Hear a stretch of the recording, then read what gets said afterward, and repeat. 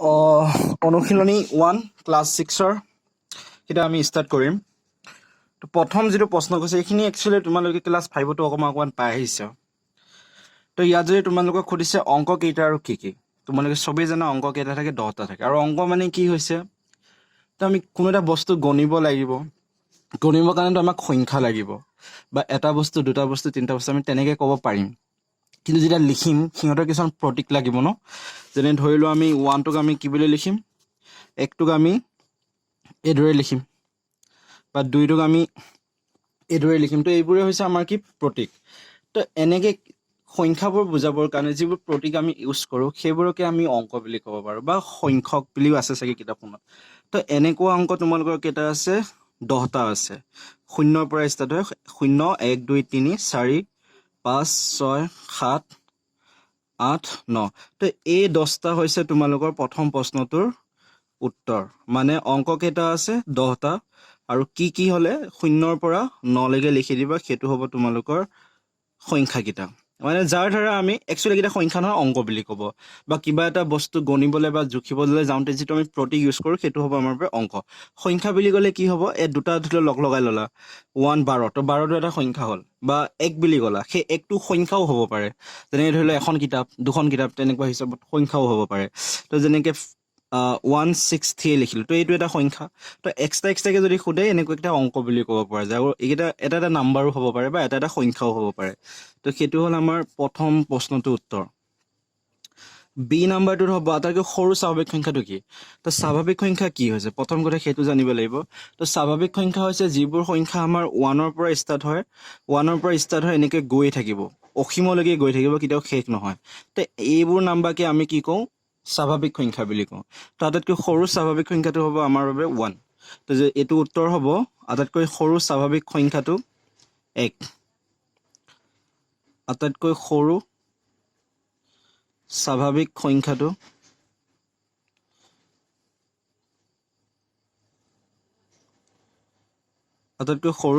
সংখ্যাটো হ'ব আমাৰ বাবে 1। তাৰপিছত আমাক চি নাম্বাৰটোত কৈছে 3, 8, 0ৰে লিখিব পৰা আটাইতকৈ সৰু আৰু আটাইতকৈ ডাঙৰ স্বাভাৱিক সংখ্যা দুটা কি কি। তো মই কৈছোঁ স্বাভাৱিক সংখ্যা মানে কি, 1ৰ পৰা যিমানবোৰ নাম্বাৰ আছে সেই গোটেইবোৰে হ'ল আমাৰ স্বাভাৱিক সংখ্যা। এতিয়া চি নাম্বাৰটোত আমাক দিছে 3টা অংক, এই 3টা। তো এই 3টাৰ পৰা আটাইতকৈ ডাঙৰ সংখ্যা এটা লিখিব লাগে, আটাইতকৈ সৰু সংখ্যা এটা লিখিব লাগে। আৰু স্বাভাৱিক সংখ্যা, তো 1ৰ পৰা ষ্টাৰ্ট হোৱাৰ স্বাভাৱিক সংখ্যা হয়।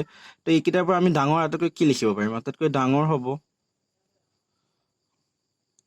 আটাইতকৈ ডাঙৰ কি হ'ব, ডাঙৰটো লিখিব যাওঁতে চাবা আটাইতকৈ ডাঙৰ নাম্বাৰ কোনটো আছে, 8।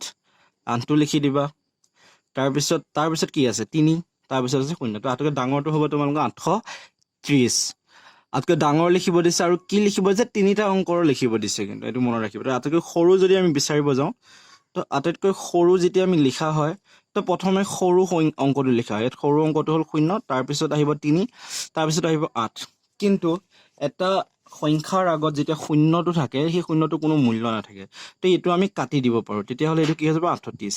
আৰু 38 যদি আমি লিখোঁ তেতিয়া দুটা অংকৰহে নাম্বাৰটো হ'ব, কিন্তু আমাৰ প্ৰশ্নত 3টা অংকৰ লিখিব দিছে। গতিকে এই দুটাৰ ভিতৰত এটাও তোমালোকে লিখিব নোৱাৰা। তো এইটো কৰিবৰ কাৰণে কি, 0টো আমি মাজত লিখিব লাগিব। তো আমাৰ যিটো আটাইতকৈ সৰু হ'ব সেইটো হ'ব আমাৰ 308।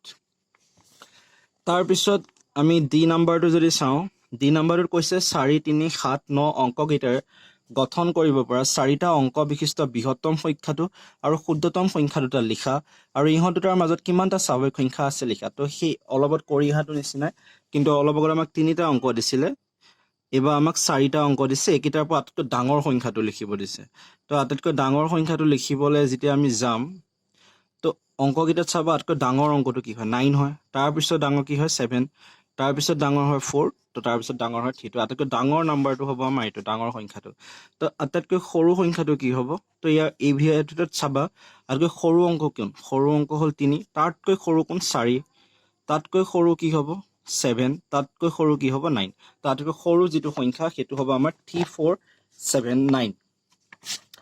উত্তৰটো যদি আমি চেক কৰোঁ, ঠিকেই আছে।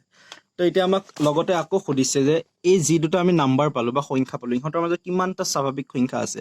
তো সেইটো কাৰণে কি কৰিব পাৰিম, আমি যদি এইটোৰ পৰা এইটো বিগ কৰি দিওঁ তেতিয়া আমি ইহঁতৰ মাজত থকা সংখ্যাকেইটা নাপাম জানো।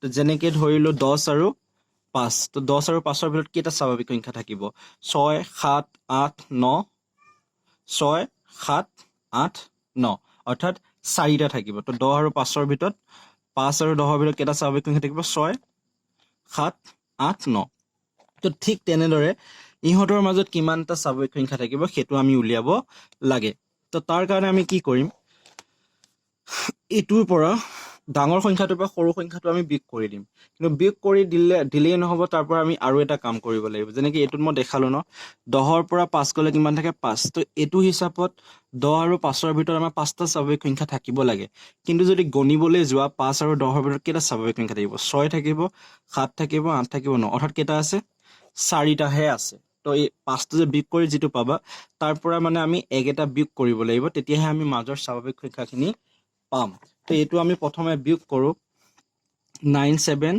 4 3 পৰা এইটো বিয়োগ কৰো 3 4 7 9 তো 13 পৰা 9 গ'লে 4 3 থাকিব একটা হ'লে 13 হ'ব 13 পৰা 7 গ'লে 6 6 পৰা 4 গ'লে 2 9 পৰা 3 গ'লে 6 তো আমাৰ তাত সংখ্যা থাকিব 6224টা যদি বিয়োগ কৰো কিন্তু এই অলপত মই দেখালো যে ডাইৰেক্ট বিয়োগ কৰিলে আমি মুঠ সংখ্যাটো নাপাওঁ তাৰ পৰা আমি আৰু এটা 1 কমাব লাগিব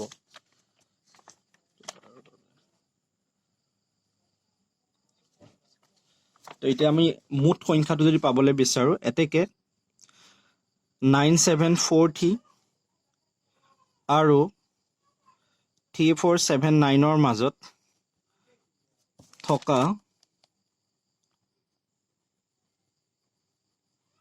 স্বাভাৱিক সংখ্যা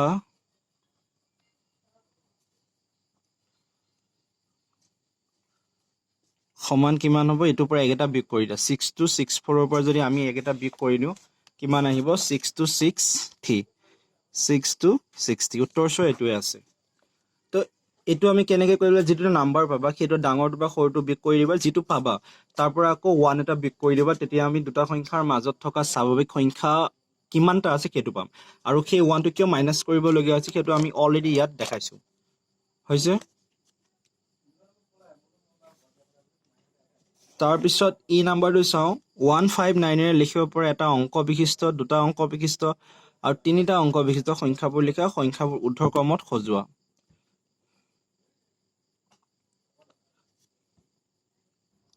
তো ই নাম্বাৰটোত আমাক তিনিটা অংক দিছে 1 5 9 এতিয়া খুদিছে এই কিটা অংকৰে এক অংকযুক্ত দুই অংকযুক্ত তিনি অংকযুক্ত কিমান সংখ্যা লিখিব পৰা যায় তো এতেকে যদি আমি চাও এক অংকযুক্ত কিমান আহিব এক অংকযুক্ত সংখ্যা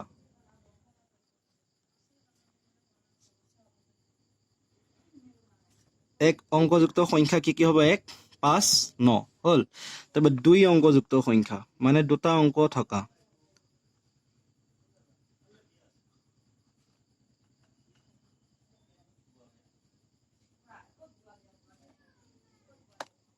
দুই অংকযুক্ত সংখ্যা তো দুই অংকযুক্ত সংখ্যা কি মানে দুটা দুটা থাকিব যেনে 15 12 13 14 15 সেইবোৰ কথা কৈছে 93 বা 57 সেইবোৰ তো ইয়াৰ পৰা যদি আমি প্ৰথম এটা লিখিব পাৰিম 15 তাৰ পিছত এটা লিখিব পাৰিম 19 তাৰ পিছত আমি লিখিব পাৰিম 59 51 হল তাৰ পিছত আমি লিখিব পাৰিম 95 91 তো আৰু কিবা হ'ব পাৰে নেকি এটো ইয়াৰ লগত লগালে 15 এটো ইয়াৰ লগত লগালে 19 এটো ইয়াৰ লগত লগালে 51 এটো ইয়াৰ লগত লগালে 59 হৈছে তাৰ পিছত 95 91 95 91 আৰু 95 তো এইকিটাই হ'ব চাগে তাৰ পিছত তিনি অংকযুক্ত কিমান সংখ্যা হ'ব পাৰে আৰু যদি হয় লিখিম বাৰু যদি আউ চাও তিনি অংকযুক্ত সংখ্যা হ'ব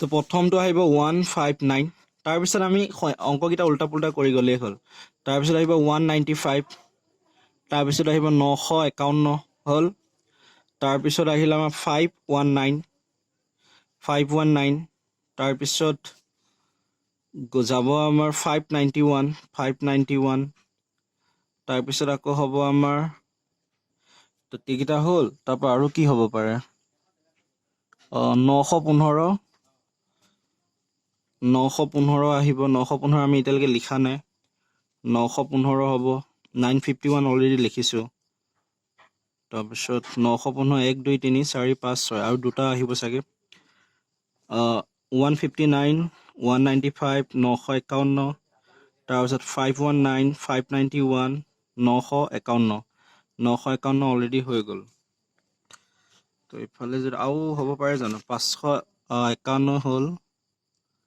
591 5 টো মাজত থাকিলে 159 হ'ল 195 হ'ল এই ছটাই হ'ব চাগে তো এইখিনি অকমান চাব লাগিব ভালদৰে কেনেকৈ হয় তো আমি এনসাৰটো চেক কৰো হৈছে নাই নে কিবা বাকি ৰ'ল আৰু তো 159 195 519 591 915 95 এইকেইটাই আছে এইকেইটাই হ'ব আমাৰ ফালে 51 15 19 51 59 91 এইকেইটা হৈছে তো গোটেইকেইটাই হৈছে তো এতিয়া আমি গোটেইকেইটা আমি ঊৰ্ধ্বক্ৰমত মানে সৰুৰ পৰা ডাঙৰলৈ লিখিব লাগে হৈছে তো ঊৰ্ধ্বক্ৰমত যদি লিখিব লাগে